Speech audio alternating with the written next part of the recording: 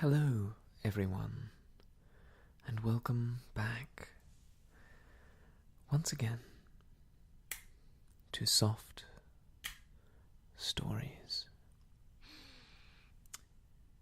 I'm Stratton, and here on Soft Stories we are continuing our reading of Robert Louis Stevenson's Treasure Island. We're now getting quite far in our reading. I'd say we're about halfway through, judging by my bookmark here. And we have finally arrived at the island itself. Skeleton Island, as it is called by the pirates who know it so well, led by that scoundrel Long John Silver. Our young friend Jim Hawkins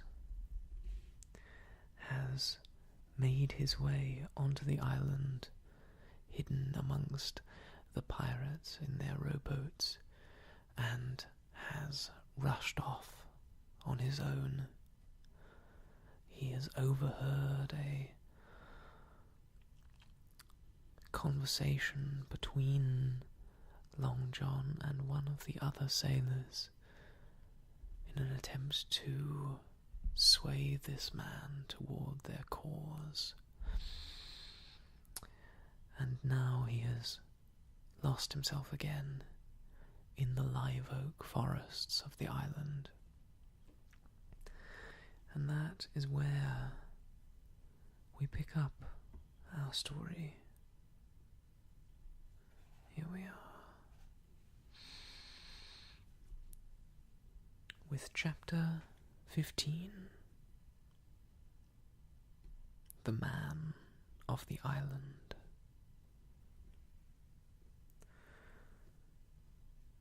From the side of the hill, which was here steep and stony, a spout of gravel was dislodged, and fell rattling and bounding through the trees.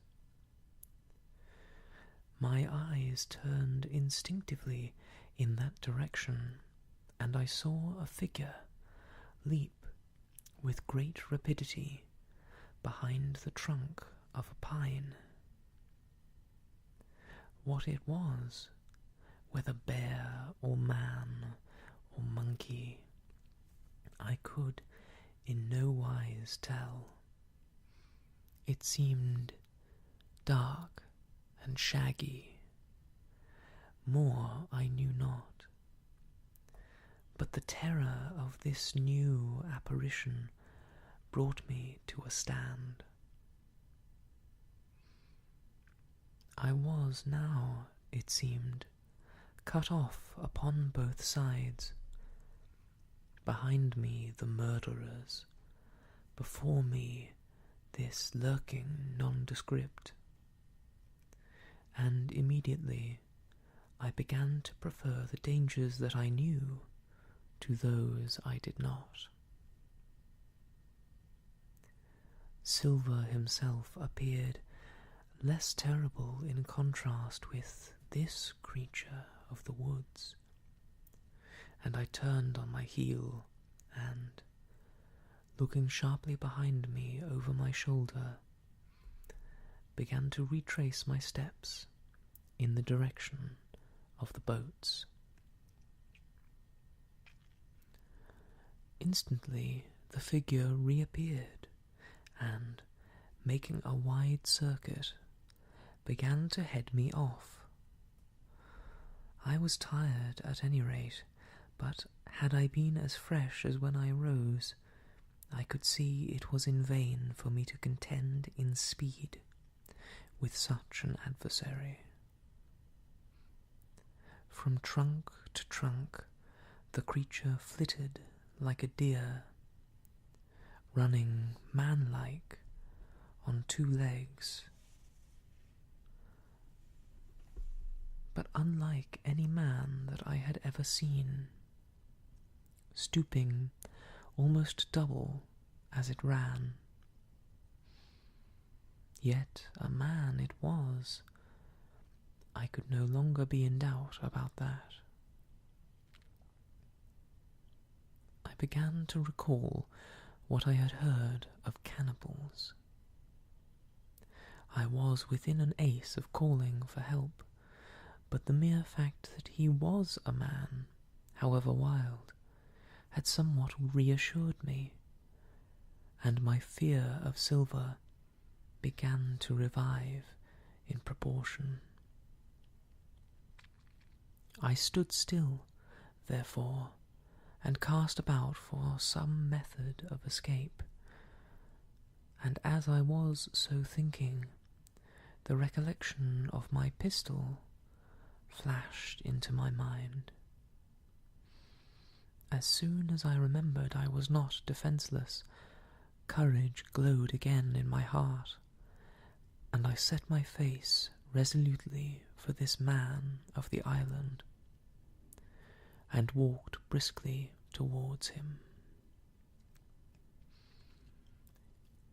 He was concealed by this time behind another tree trunk, but he must have been watching me closely, for as soon as I began to move in his direction, he reappeared and took a step to meet me. Then he hesitated, drew back, came forward again, and, at last, to my wonder and confusion, threw himself on his knees and held out his clasped hands in supplication. At that, I once more stopped. "Who are you?" I asked. "Ben Gunn," he answered, and his voice sounded hoarse and awkward, like a rusty lock. "I'm poor Ben Gunn, I am. I haven't spoke with a Christian these 3 years. I could see now that he was a white man like myself, and that his features were even pleasing. His skin, wherever it was exposed, was burnt by the sun. Even his lips were black, and his fair eyes looked quite startling in so dark a face. Of all the beggar men that I had seen or fancied, he was the chief for raggedness. He was clothed with tatters of old ship's canvas and old sea cloth, and this extraordinary patchwork was all held together by a system of the most various and incongruous fastenings. Brass buttons, bits of stick, and loops of tarry gaskin. About his waist he wore an old brass-buckled leather belt, which was the one thing solid in his whole accoutrement. 3 years, I cried. Were you shipwrecked? Nay, mate, said he, marooned. I had heard the word, and I knew it stood for a horrible kind of punishment, common enough among the buccaneers, in which the offender is put ashore with a little powder and shot, and left behind on some desolate and distant island. Marooned 3 years agone, he continued, and lived on goats since then, and berries, and oysters. Wherever a man is, says I, a a man can do for himself. But, mate, my heart is sore for a Christian diet. You mightn't happen to have a piece of cheese about you now? No? Well, many is the long night I've dreamed of cheese, toasted mostly, and woke up again, and here I were. If ever I can get aboard again, I said, you shall have cheese by the stone. All this time he had been feeling the stuff of my jacket, smoothing my hands, looking at my boots, and, generally, in the intervals of his speech, showing a childish pleasure in the presence of a fellow creature. But at my last words, he perked up into a kind of startled slyness. If ever you can get aboard again, says you? He repeated. Why now? Who's to hinder you? Not you, I know, was my reply. And right you was, he cried. Now, you, what do you call yourself, mate? Jim, I told him. Jim, says he, quite pleased, apparently. Well now, Jim, I've lived that rough as you'd be ashamed to hear of. Now, for instance, you wouldn't think I had a pious mother to look at me? He asked. Why, no, not in particular, I answered. Ah, well, said he, but I had remarkable pious, and I was a civil, pious boy, and I could rattle off my catechism that fast, as you couldn't tell one word from another. And here's what it come to, Jim, and it begun with chuck farthing on the blessed gravestones. That's what it begun with, but it went further than that. And so my mother told me, and predicted the whole, she did, the pious woman. But it were Providence that put me here. I've thought it all out in this here lonely island, and I'm back on piety. You don't catch me tasting rum so much, but just a thimbleful for luck, of course, the first chance I have. I'm bound I'll be good, and I see the way to. And, Jim, looking all around him, and lowering his voice to a whisper, I'm rich. Now I felt sure that the poor fellow had gone crazy in his solitude, and I suppose I must have shown the feeling in my face, for he repeated the statement hotly. Rich! Rich! I says, and I'll tell you what, I'll make a man of you, Jim. Ah, Jim, you'll bless your stars. You will. You was the first that found me. And at this there came suddenly a lowering shadow over his face, and he tightened his grasp upon my hand, and raised a forefinger threateningly before my eyes. Now, Jim, you tell me true, that ain't Flint's ship? He asked. At this happy inspiration, I began to believe that I had found an ally, and I answered him at once. It's not Flint's ship, and Flint is dead. But I'll tell you true as you ask me. There are some of Flint's hands aboard. Worse luck for the rest of us. Not a man with one leg? He gasped. Silver? I asked. "Ah, Silver," says he, "that were his name." "He's the cook, and the ringleader too." He was still holding me by the wrist, and at that he gave it quite a wring. "If you were sent by Long John," he said, "I'm as good as pork, and I know it. But where was you, do you suppose?" I had made up my mind in a moment, and, by way of answer, told him the whole story of our voyage, and the predicament in which we found ourselves.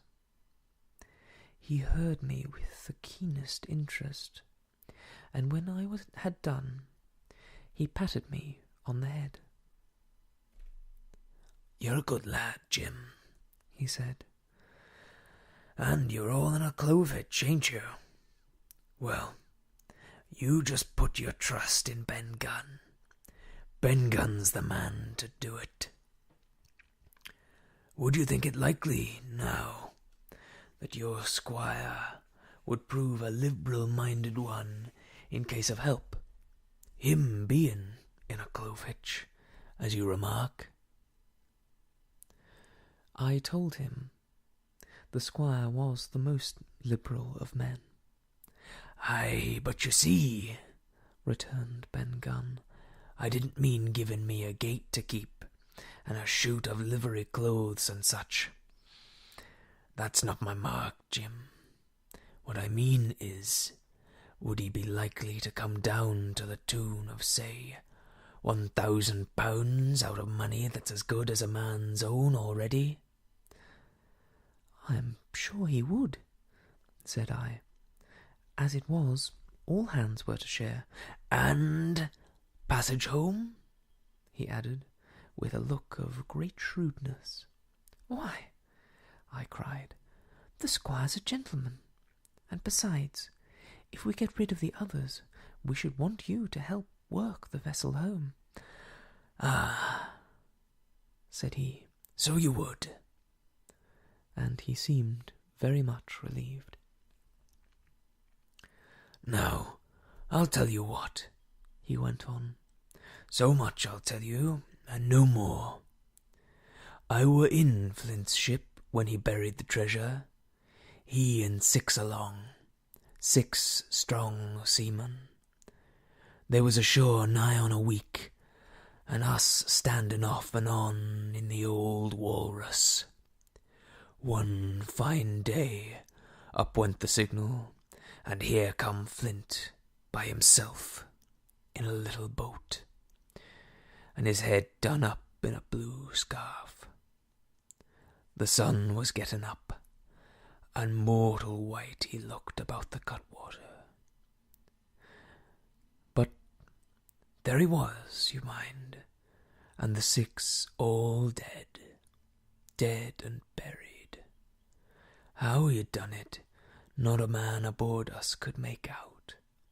It was battle, murder, and sudden death, leastways. Him against 6. Billy Bones was the mate. Long John, he was quartermaster. And they asked him where the treasure was. "Ah," says he, "you can go ashore if you like, and stay," he says. "But as for the ship, she'll beat up for more, by thunder." That's what he said. Well, I was in another ship 3 years back, and we sighted this island. "Boys," said I, "here's Flint's treasure. Let's land and find it." The captain was displeased at that, but my messmates were all of a mind and landed. 12 days they looked for it, and every day they had the worst word for me, until one fine morning all hands went aboard. "As for you, Benjamin Gunn," says they, "here's a musket," they says, "and a spade and a pickaxe. You can stay here and find Flint's money for yourself, they says.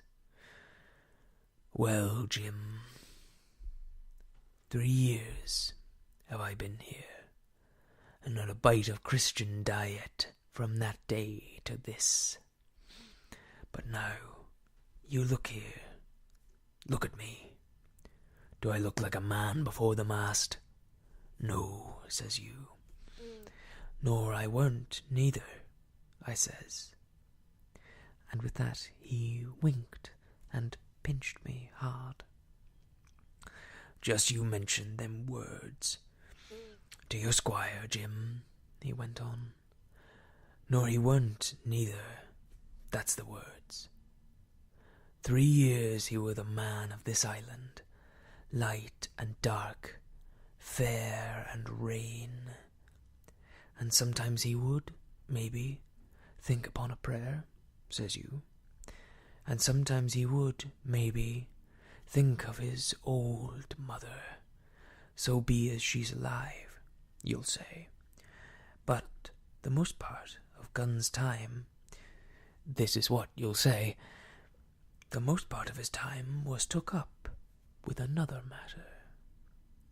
And then you'll give him a nip, like I do. And he pinched me again in the most confidential manner. Then, he continued, then you'll up, and you'll say this. Gunn is a good man, you'll say, and he puts a precious sight more confidence. A precious sight, mind that, and a gentleman born in these gentlemen of fortune, having been one himself. Well, I said, I don't understand one word that you've been saying, but that's neither here nor there, for how am I to get on board? Ah, said he, that's the hitch for sure. Well, there's my boat, that I made with my 2 hands. I keep her under the white rock. If the worst come to the worst, we might try that after dark. Hi, he broke out. What's that? For just then, although the sun had still an hour or 2 to run, all the echoes of the island awoke and bellowed to the thunder of a cannon. They've begun to fight, I cried. Follow me. And I began to run towards the anchorage, my terrors all forgotten, while, close at my side, the marooned man in his goatskins trotted easily and lightly. Left, left, says he. Keep to your left hand, mate Jim, under the trees with you. There's where I killed my first goat. They don't come down here now. They're all mast-headed on them mountings for the fear of Benjamin Gunn. Ah, and there's the cemetery. Cemetery, he must have meant. You see the mounds?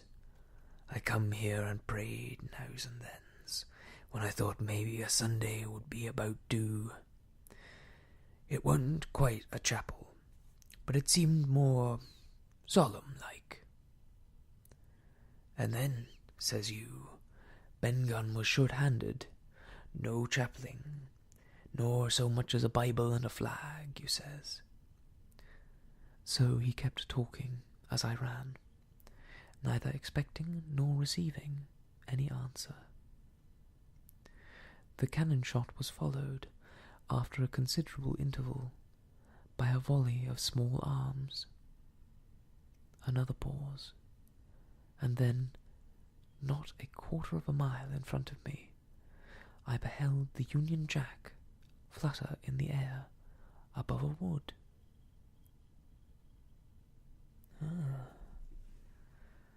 That's very interesting. I wonder what that could be. I'm intrigued by this character of Benjamin Gunn, the reformed man who has lived on this island for so long by himself. I can't imagine what such an experience would be like. But I love the little detail of him spewing forth this continual stream of information and narrative to the first person that he has talked to other than himself for nearly 3 years. It must be a huge relief for him to see another face, especially one as open and honest as that of Jim Hawkins. But let's see what this Union Jack signifies in the next chapter. Part 4. The Stockade. Chapter 16. Narrative continued by the Doctor. How the ship was abandoned.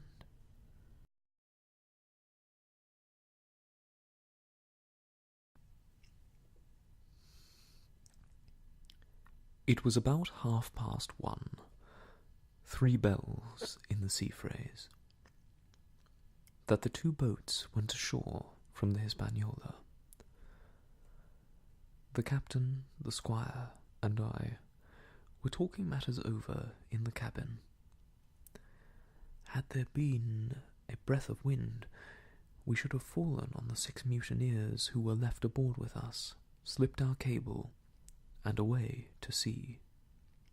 But the wind was wanting, and to complete our helplessness, down came Hunter with the news that Jim Hawkins had slipped into a boat and was gone ashore with the rest. It never occurred to us to doubt Jim Hawkins, but we were alarmed for his safety. With the men in the temper they were in, it seemed an even chance if we should see the lad again. We ran on deck. The pitch was bubbling in the seams. The nasty stench of the place turned me sick.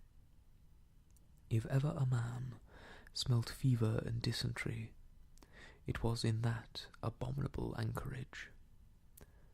The 6 scoundrels were sitting grumbling under a sail in the forecastle. Ashore we could see the gigs made fast, and a man sitting in each. Hard by where the river runs in, one of them was whistling Lillibolero. Waiting was a strain, and it was decided that Hunter and I should go ashore with the jolly boat in quest of information. The gigs had leaned to their right, but Hunter and I pulled straight in the direction of the stockade upon the chart. The 2 who were left guarding their boats seemed in a bustle at our appearance. Lillibolero stopped off, and I could see the pair discussing what they ought to do.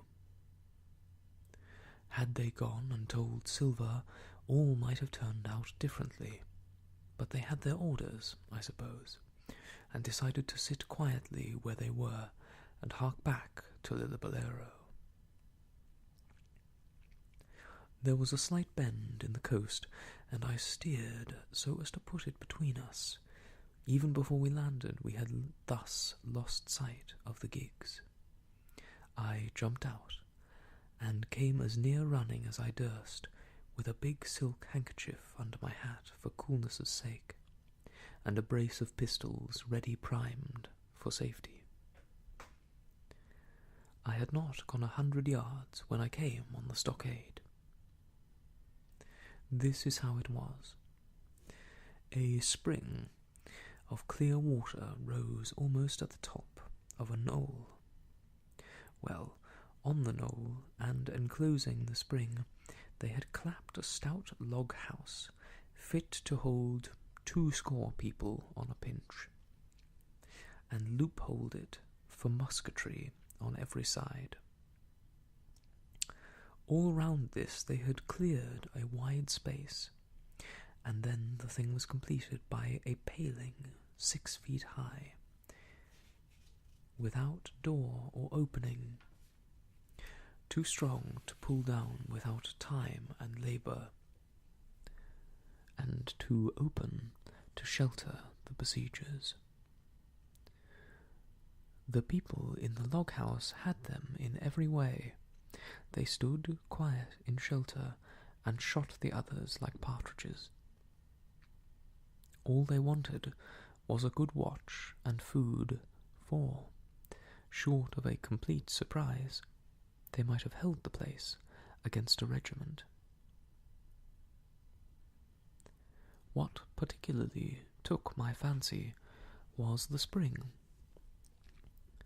for though we had enough place of it in the cabin in the Hispaniola, with plenty of arms and ammunition and things to eat, and excellent wines, there had been one thing overlooked. We had no water.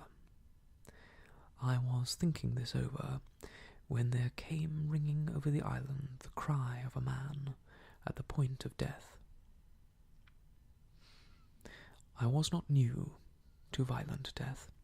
I have served His Royal Highness the Duke of Cumberland, and got a wound myself at Fontenoy, but I know my pulse went dot and carry one. Jim Hawkins is gone, was my first thought. It is something to have been an old soldier, but more still to have been a doctor. There is no time to dilly-dally in our work, and so now I made up my mind instantly, and with no time lost returned to the shore and jumped on board the jolly boat. By good fortune Hunter pulled a good oar. We made the water fly, and the boat was soon alongside, and I aboard the schooner. I found them all shaken, as was natural.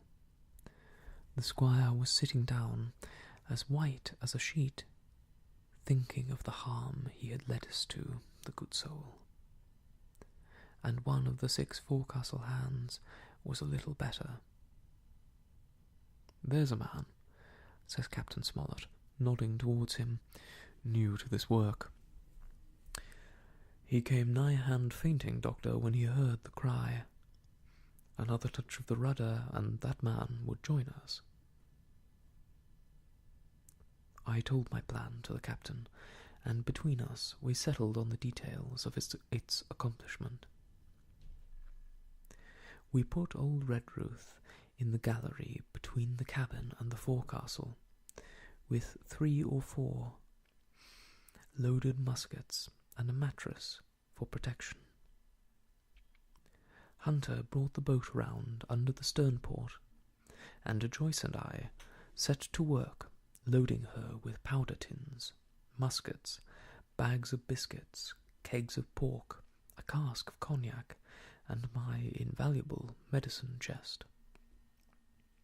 In the meantime, the squire and the captain stayed on deck, and the latter hailed the coxswain, who was the principal man aboard.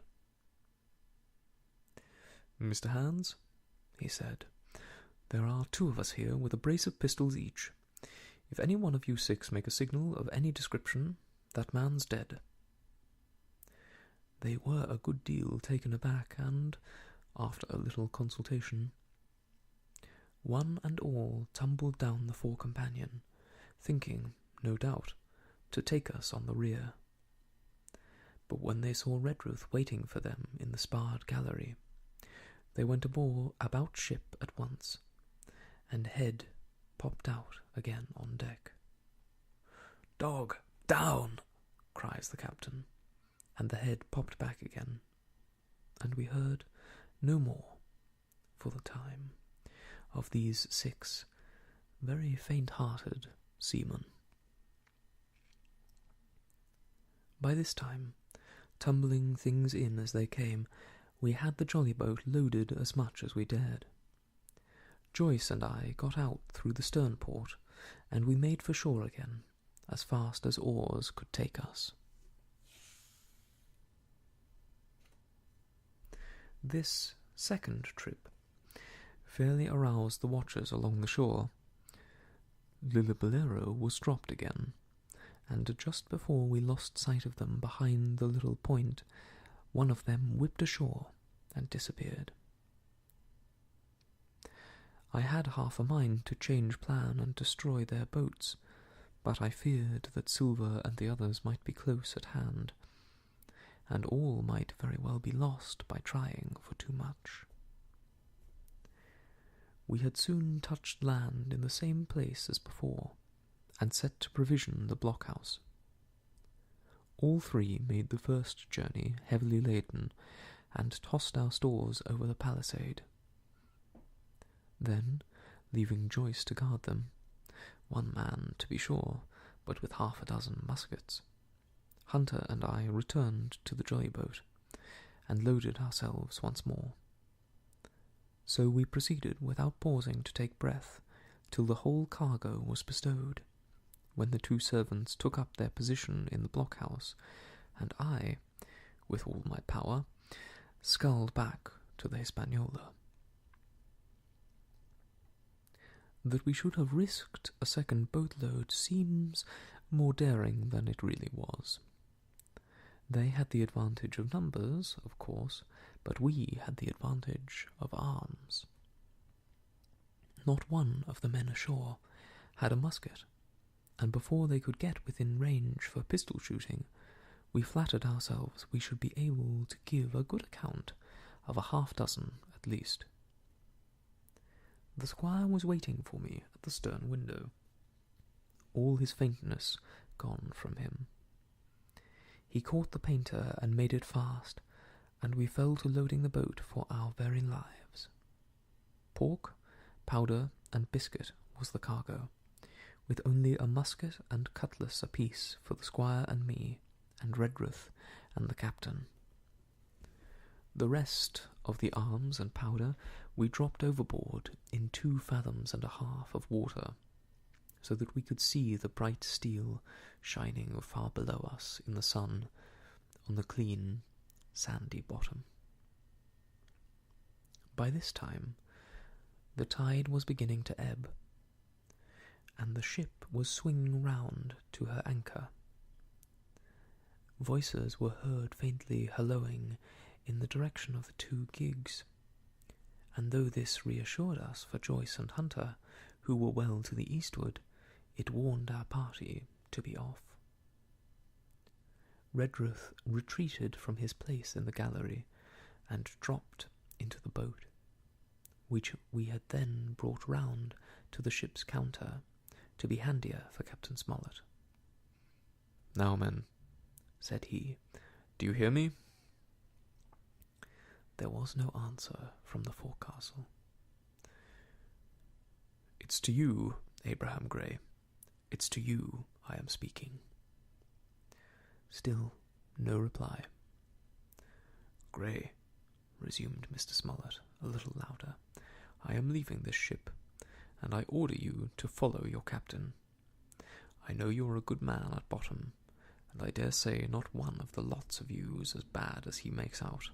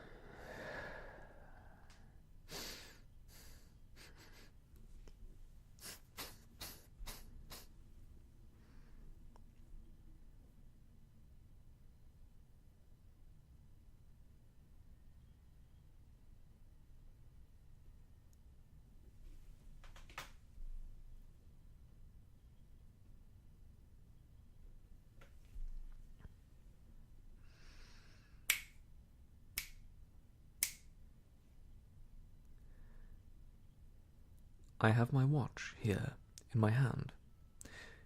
I give you 30 seconds to join me.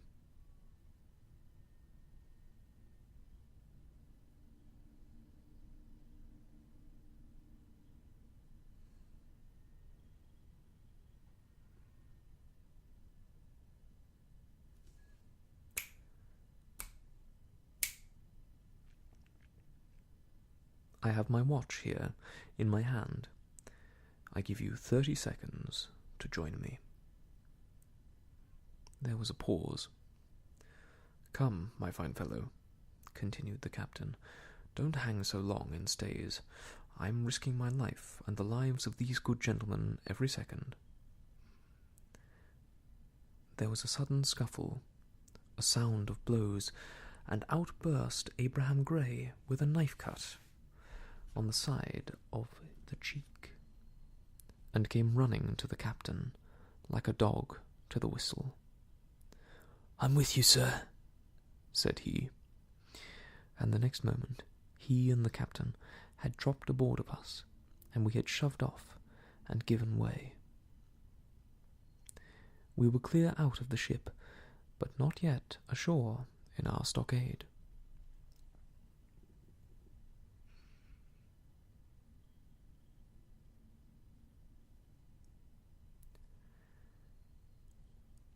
Chapter 17. Narrative continued by the Doctor. The Jolly Boat's last trip.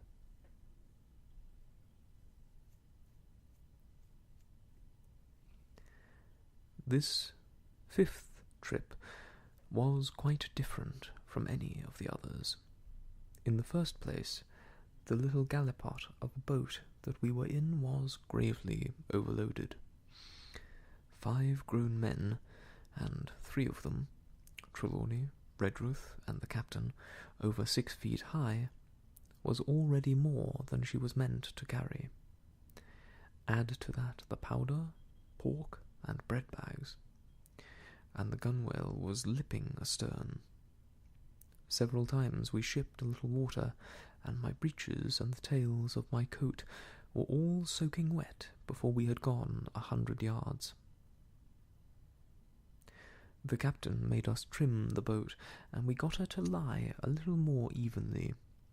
All the same, we were afraid to breathe. In the second place, the ebb was now making a strong rippling current, running westward through the basin, and then southward and seaward down the straits by which we had entered in the morning. Even the ripples were a danger to our overloaded craft, but the worst of it was that we were swept out of our true course, and away from our proper landing place behind the point.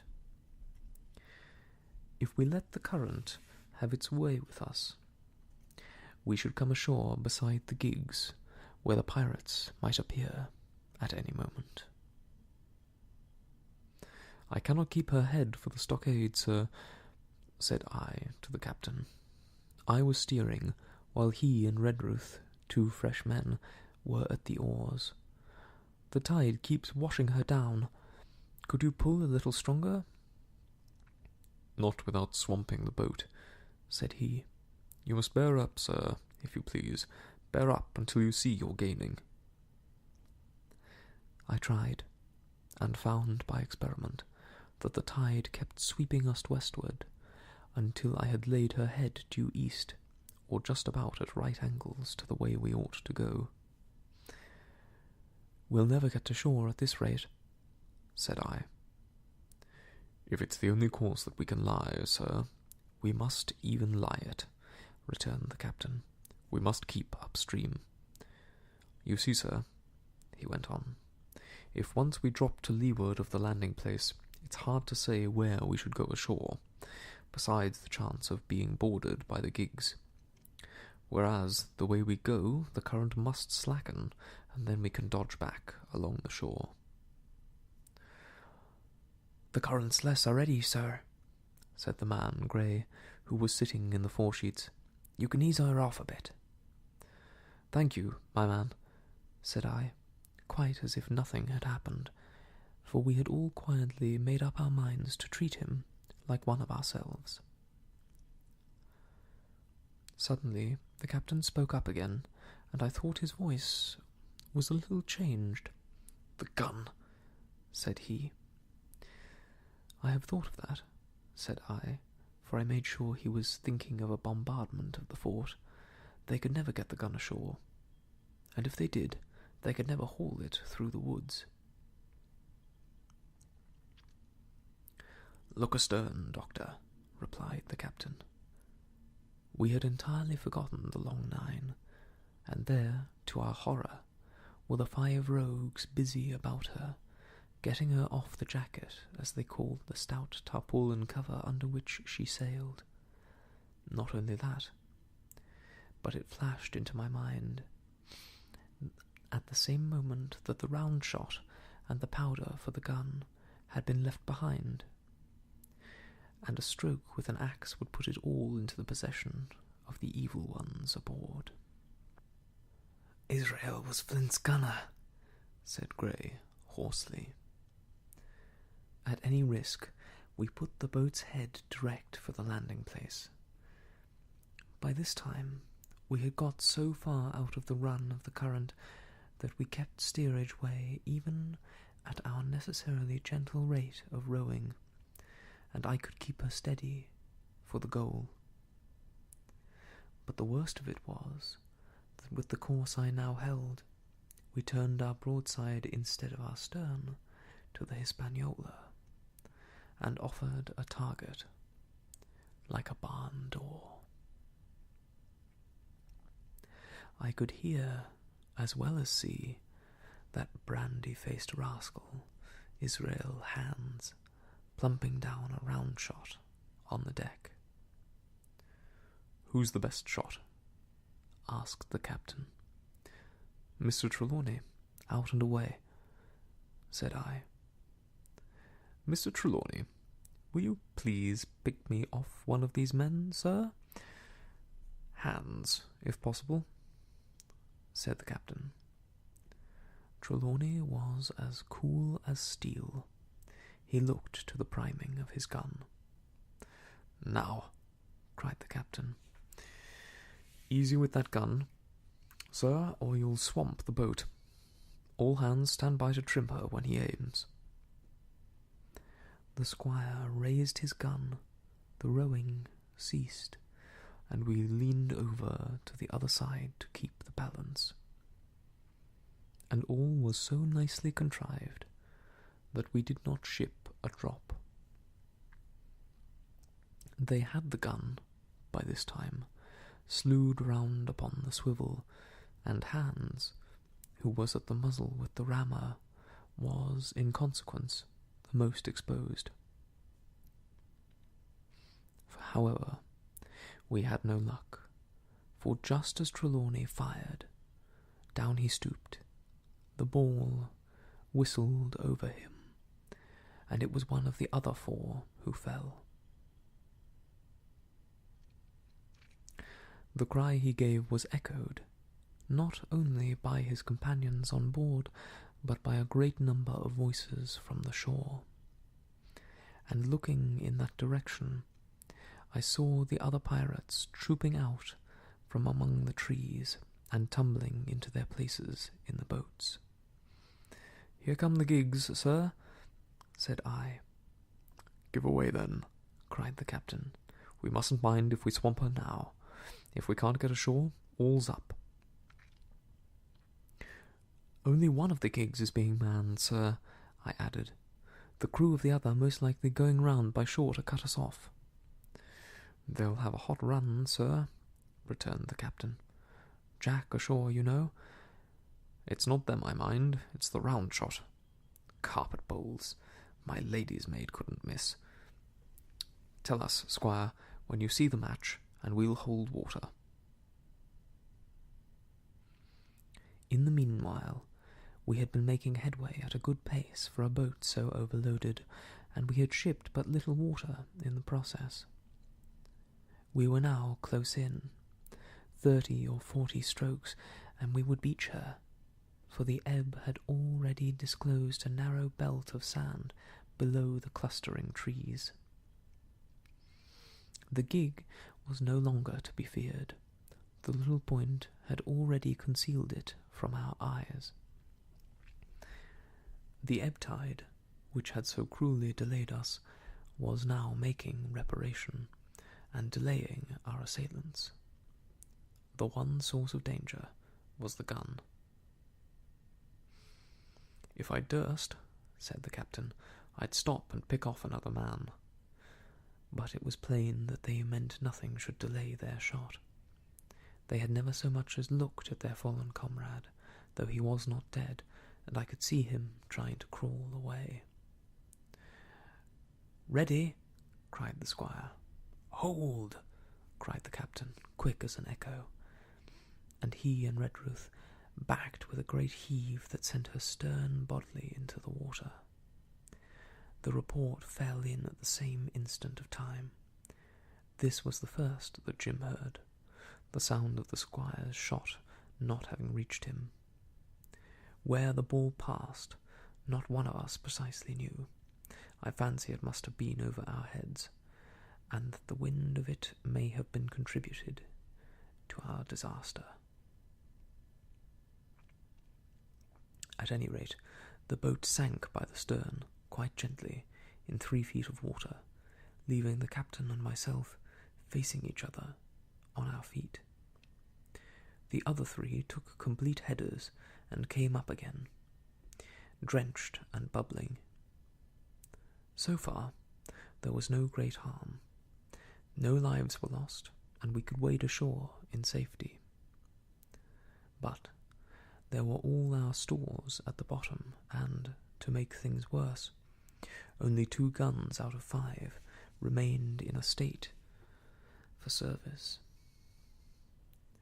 Mine I had snatched from my knees and held over my head by a sort of instinct.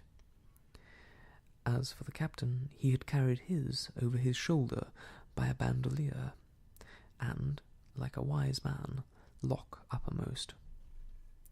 The other 3 had gone down with the boat. To add to our concern, we heard voices already drawing near us in the woods along the shore, and we had not only the danger of being cut off from the stockade in our half-crippled state, but the fear before us whether, if Hunter and Joyce were attacked by a half-dozen, they would have the sense and conduct to stand firm. Hunter was steady, that we knew. Joyce was a doubtful case. A pleasant, polite man for a valet, and to brush one's clothes, but not entirely fitted for a man of war. With all this in our minds, we waded ashore as fast as we could, leaving behind us the poor jolly boat, and a good half of all our powder and provisions.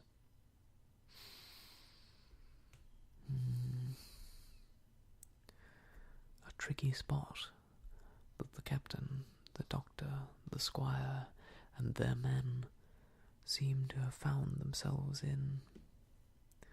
It's unfortunate that they lost those provisions, for I'm sure they would have been useful in the adventures to come in the next part of the book.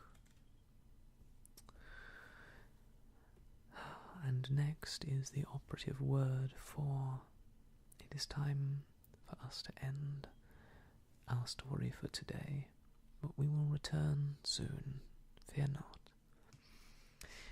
to continue with chapter 18, where we continue with the doctor's narrative. I quite enjoy this switch in perspective,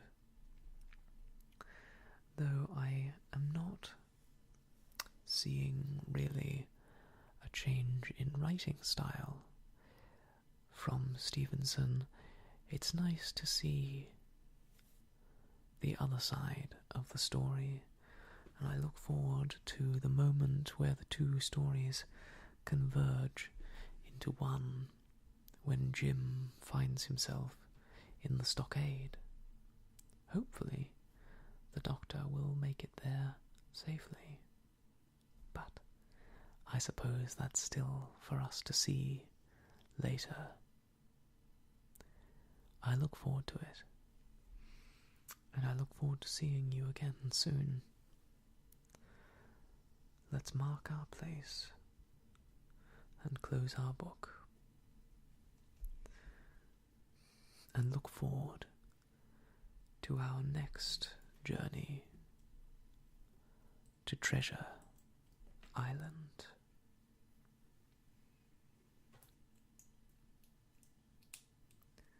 I look forward to seeing you then, and I hope that until we meet again, you have a wonderful few days. I'll see you soon.